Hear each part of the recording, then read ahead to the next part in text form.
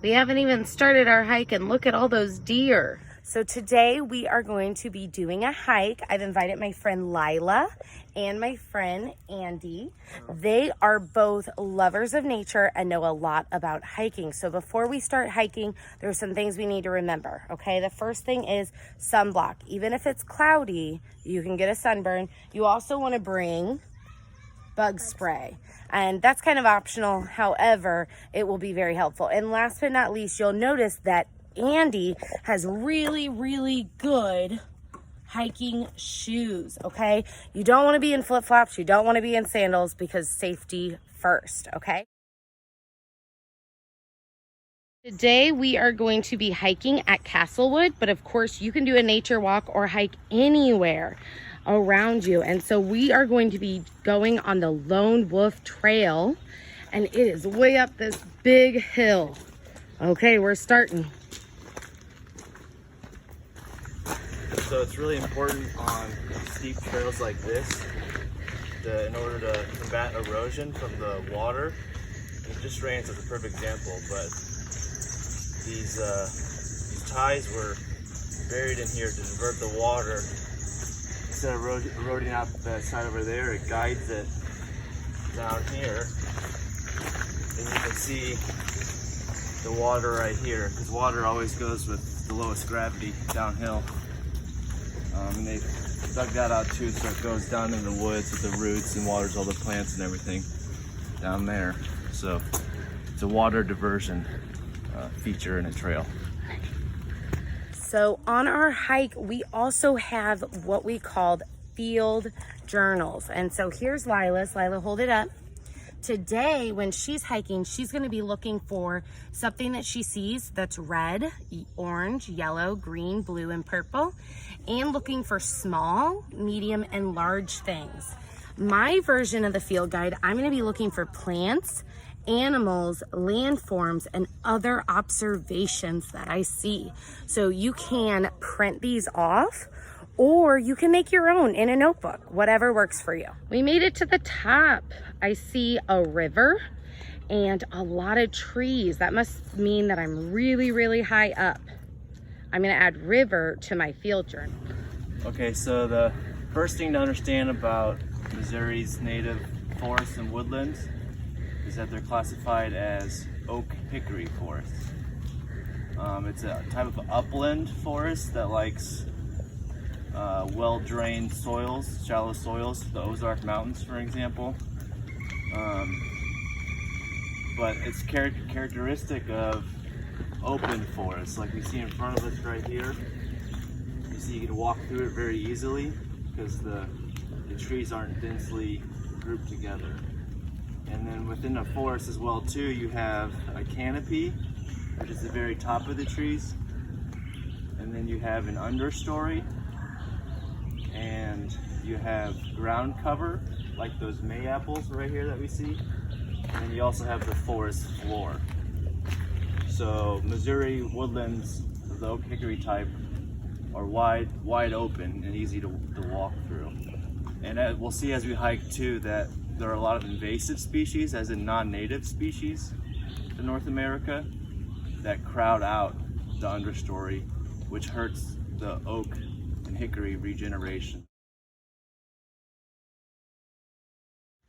So Lila, do you know what honeysuckle is? Yeah. It's a plant that's native to Asia, and it's really taken hold of our Missouri ecosystems. It's an understory plant that grows for a really long period. So it's some of the first green you'll see in the spring is actually honeysuckle. And in the fall too, when all the leaves fall, you see a lot of green that's honeysuckle as well. And what it does is it outcompetes a lot of Missouri natives in understory. Like I was saying earlier, oak hickory forests are nice and open. And if you look in here, all this is honeysuckle. So when the acorns fall to the ground, they don't get the sunlight they need to grow, because these grow really dense and shade everything out. So if you really care about Missouri ecosystems, particularly woodlands, volunteer to remove honeysuckle. at your local park. Besides living things on your hike, you may also notice decomposing things that have died and they're breaking down. And so when we look closely at this, we see different kinds of fungus. There's some whitish fungus, and there's also this orangish brown. And when we zoom in really, really close, I found my first animal on the actual hike. I believe it's a millipede.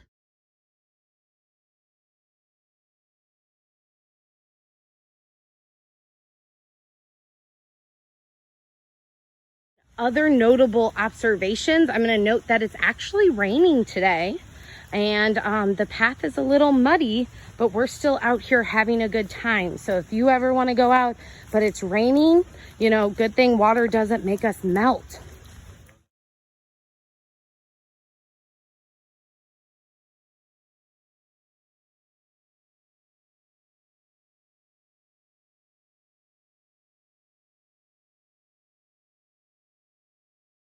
Sometimes you're hiking and it's kind of steep and slippery.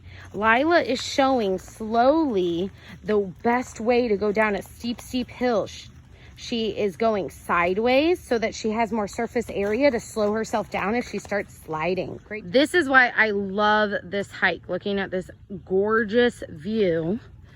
I'm up on a rocky bluff. A railroad down there. Yeah, I can see the railroad, and there's the bend in the river, which is very important. It's the Merrimack River.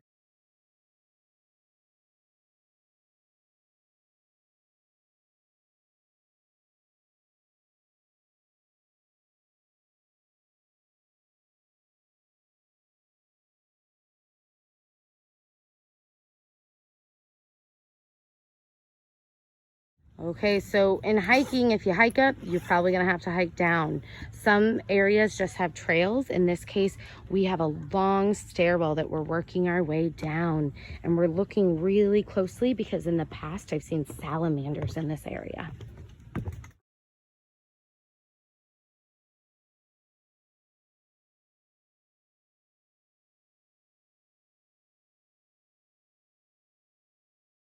We descended all of those stairs, and then we walked under the railroad tracks, and now we are down by the river.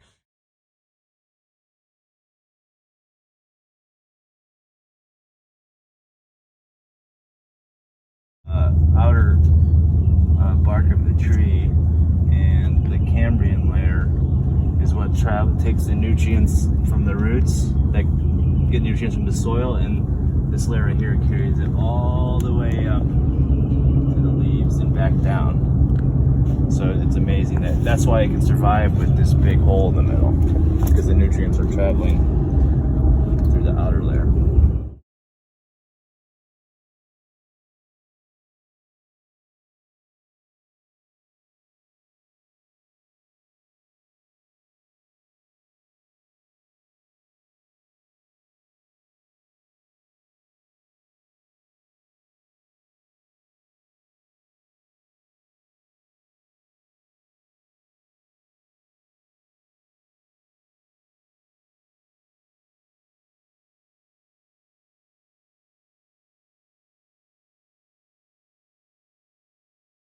We've passed through the area that we were walking along the river, and now we're in a prairie or a field with lots of tall grasses and some very beautiful flowers.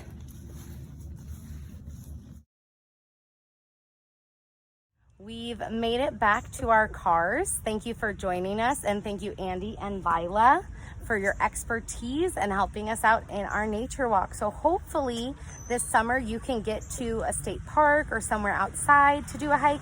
And if not, walking around your neighborhood, there's still tons of stuff to see. Good luck.